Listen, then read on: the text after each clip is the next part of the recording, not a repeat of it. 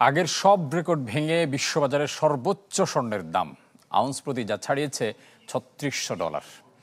মার্কিন ডলার দুর্বল অবস্থান, ফেডারেল রিজার্ভের সুদ হার কমার শঙ্কায় নতুন করে স্বর্ণ কেনার দিকে ঝুঁকছেন বিনিয়োগকারীরা। আর তাতেই ঊর্ধ্বমুখী মূল্যবান এই ধাতুর দাম। গেল কয়েক সপ্তাহ ধরে ধীরে ধীরে বাড়ছে স্বর্ণের দর। ট্রেডিং ইকোনমিক্সের সবশেষ তথ্য অনুযায়ী বিশ্ববাজারে প্রতি আউন্স বিক্রি হচ্ছে $৩৬১২। তথ্য বলছে চলতি বছরে এখন পর্যন্ত স্বর্ণের দাম বেড়েছে ৩৫%, যা ইতিহাসের সর্বোচ্চ।